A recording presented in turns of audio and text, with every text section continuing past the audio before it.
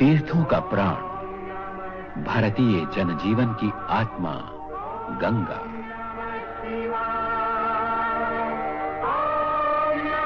सात्विकता और मानवता की चिरंतन प्रेरणा देने वाली, वरदायिनी, शिव स्वरूपिणी, जीवन धारा। गोमुख में उद्गम होता है निर्मल धारा, जो कोटि कोटि भारतवासियों को जीवन देती है और जीवन का लक्ष्य भी। भगीरथ शिला, गंगोत्री के पास। यही राजा भगीरथ ने गंगा अवतरण के लिए घोर तपस्या की।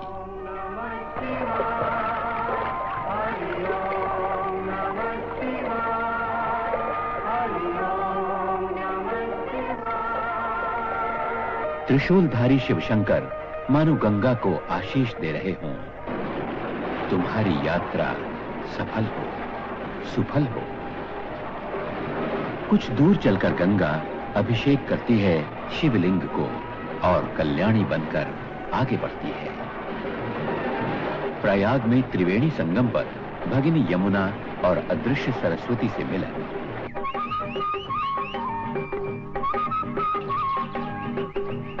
संगम का सूर्योदय सर्वोदय के पथ को, मनुष्य के अंतरतम को आलोकित करता सा लगता है। प्रेरणा देता है आत्मचिंतन की, आत्मदर्शन की। आत्मचिंतन का ही एक प्रयास है भारत में सदियों से होता आ रहा कुंभ पर्व।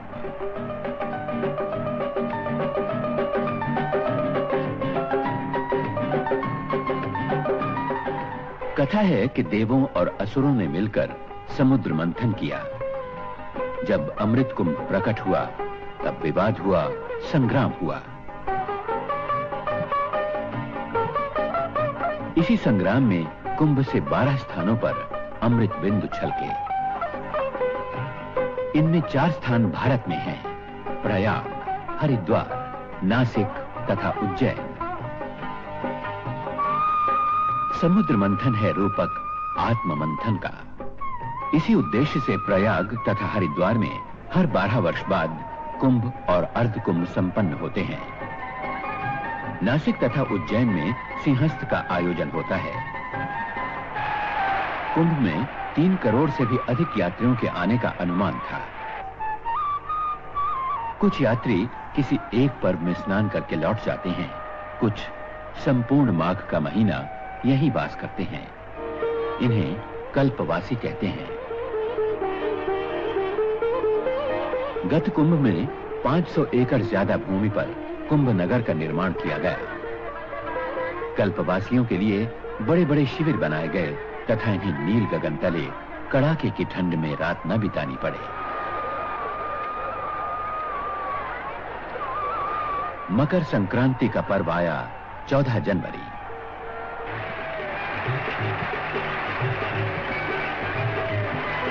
सूर्य चंद्र मकर संक्रांति पर मकर राशि में आते हैं। बृहस्पति लगभग 12 वर्ष के अंतराल से इसी अवसर पर मेष राशि में आते हैं। तब प्रयाग में कुंभ का सुयोग होता है। इसे महाकुंभ कहते हैं। सूर्योदय के पहले से ही अपार जन समुदाय पवित्र संगम स्नान के लिए उमड़ पड़ा। स्नान का शुभारंभ साधु संप्रदायों और अखाड़ों के शाही स्नान का एक सुनिश्चित क्रम निर्धारित है। साधु संतों और अन्य यात्रियों के लिए अलग अलग प्रशस्त मार्ग बनाए गए थे।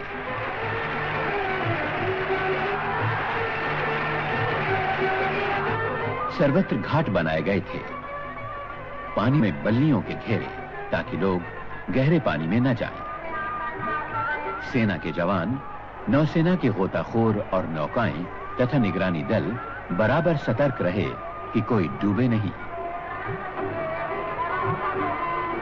बड़े बूढ़े, बच्चे, नर नारी, लक्ष लक्ष यात्रियों ने स्नान किया। बर्फ जैसी शीतल धारा, लेकिन न झिझक थी, न भय था, न सिहरन। मकर संक्रांति के पर्व में लगभग 40 लाख यात्रियों के आने का अनुमान सही रहा।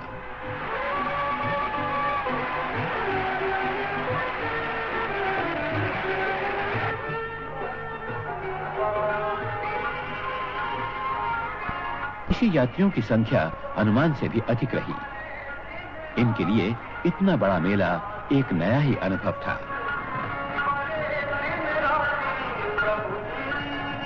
भारत की भावनात्मक एकता का प्रतीक, भारतीय जनजीवन, चिंतन, दर्शन और संस्कृति का पुंजीभूत कुंभ।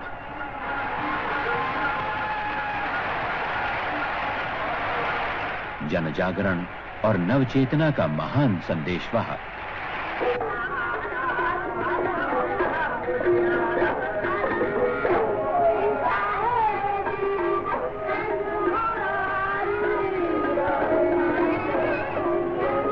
सभी मठों के शंकराचार्य, दशनामी सन्यासी अथवा नागा सन्यासी, वैरागी और उदासीन सभी संप्रदायों के साधु कुंभ में सम्मिलित हुए।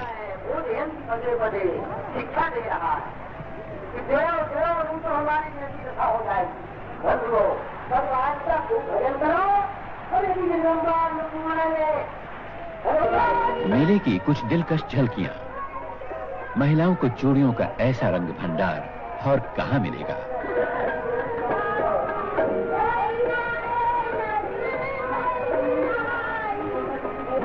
कहां मिलेगा ऐसा अवसर सूरदास को प्रभु के गुणगान का।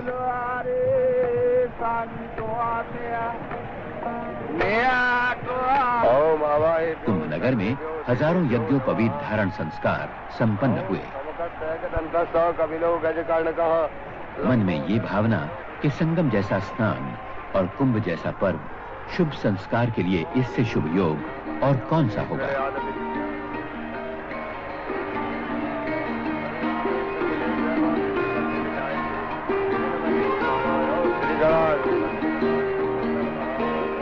गंगा और यमुना के कल कल स्वर के साथ एक रूप हो रहे थे गुजरात के गरबा और डांडिया रास के स्वर।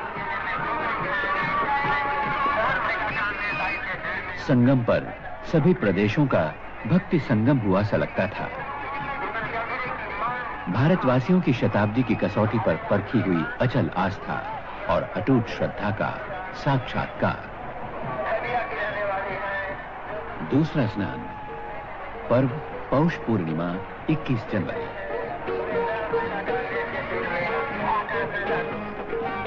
अनुमान के अनुसार लगभग 25 लाख श्रद्धालु इसमें सम्मिलित हुए। फिर आई मौनी अमावस्या 6 फरवरी, कुंभ का सबसे बड़ा स्नान का पर्व। देश के कोने कोने से 1.5 करोड़ यात्री संगम पर आए। मौनी अमावस्या सोमवती होने के कारण इसका महात्म्य कई गुना अधिक हो गया। ऐसा सुयोग 72 वर्षों बाद आया था।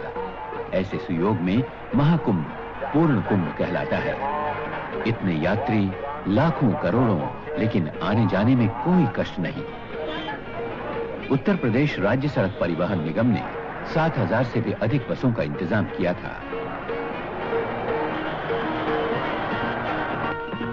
रेलवे स्टेशन से मेला क्षेत्र तक 200 बसें दिन रात चलती रही। मेले के लिए 5 अतिरिक्त बस अड्डे बनाए गए। देश के कोने कोने से प्रयाग के लिए 1100 से भी ज्यादा रेलगाड़ियां मेले के लिए चलाई गईं ताकि आने या जाने में किसी को कोई कष्ट ना हो।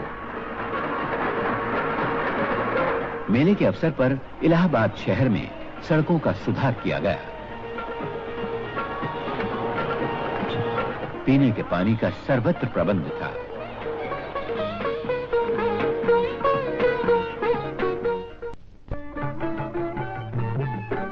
राशन की दुकानें हर सेक्टर में खोली गईं। तुरंत राशन कार्ड देने का इंतजाम किया गया। कल्पवासियों को कार्ड दिए गए। 1-2 दिन के लिए आने वालों को बगैर राशन कार्ड आवश्यक वस्तुएं मिल सकती थी। निगरानी रखी गई कि सभी वस्तुएं उचित भाव पर मिले। चौथा स्नान पर्व बसंत पंचमी 10 फरवरी। यात्रियों की संख्या लगभग 50 लाख। इतने यात्री कड़ाके की ठंड और बर्फ जैसी शीतल धारा में स्नान। कुछ यात्रियों के बीमार होने का खतरा तो स्वाभाविक ही था। कुंभ क्षेत्र में 100 बिस्तरों वाला एक मुख्य अस्पताल खोला गया और हर सेक्टर में एक 20 बिस्तरों वाला अस्पताल।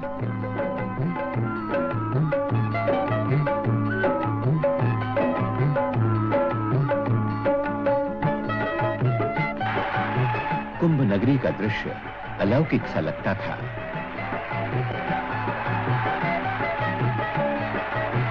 दान और पुण्य संचय का महापर्व। मन में उल्लास, उत्साह, कोई मैल नहीं, कोई अलगाव नहीं। पवित्र स्नान ने सारे मैल धो डाले। स्नान का क्रम अखंड रूप से चलता रहा। अभी जी भर कर डुबकियां लगा लो, ऐसा अवसर बार बार नहीं आता। कितनी गहरी हैं श्रद्धा और आस्था की जड़ें, अक्षय वट जैसी। कुंभ नगर की एक विशेषता, पुलिस और जनता के बीच ऐसा मित्रता का भाव और सहयोग कहीं देखने को नहीं मिलता। कुंभ क्षेत्र में 10,000 से भी अधिक पुलिस अधिकारी तथा कर्मी तैनात थे।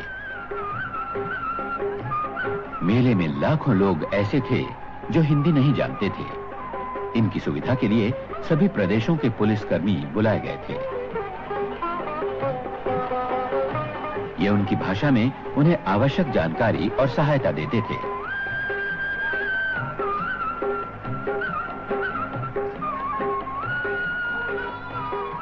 कुंभ नगर का एक खास आकर्षण सूचना एवं जनसंपर्क विभाग की प्रदर्शनी।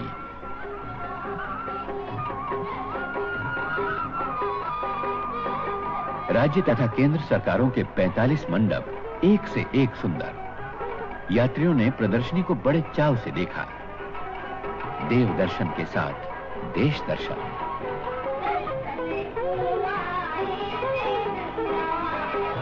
सांस्कृतिक कार्यक्रमों का भी आयोजन किया गया। विशाल मंच, 5,000 दर्शकों के बैठने का प्रबंध।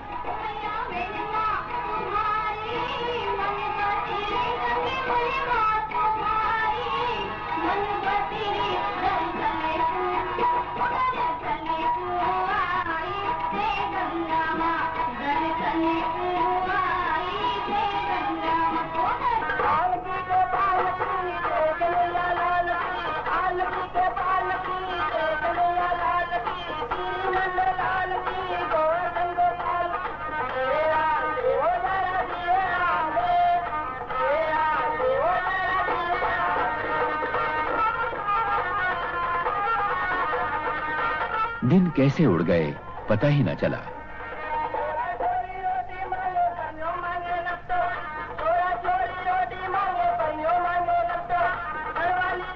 बीस जनवरी आई, माघी पौर्णिमा। चंद्र ग्रहण के कारण स्नान की महिमा और बढ़ गई। कल्पवासियों के व्रत की पूर्णता हुई माघ पौर्णिमा के स्नान से।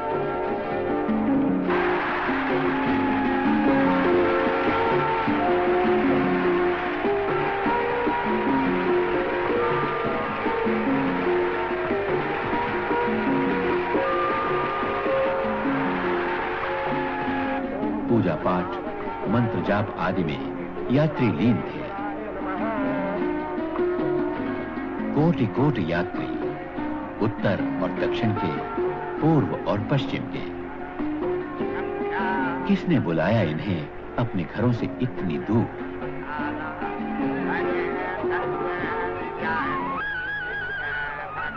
ये बुलावा आता है अंदर, अंतर से, शताब्दियों के संस्कारों और विश्वास से, पाताल से भी गहरी और गगन से भी ऊंची आस्था के मान सरोवर से। इसे केवल रूढ़ी कहकर तुच्छ नहीं माना जा सकता। ये जीवनी शक्ति है, भारतीय आत्मा की अमूल्य उपलब्धि। साधु संतों के शिविरों में होम हवन आदि का क्रम निरंतर चलता रहा।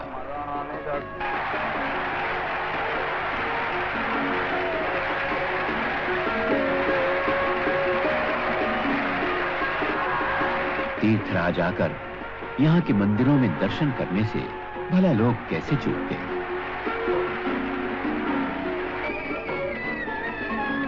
प्रसिद्ध हनुमान मंदिर, पातालपुरी, शंकर विमान मंडपम आदि सभी मंदिरों में दर्शनार्थियों ने मनोभाव पूर्वक दर्शन किए।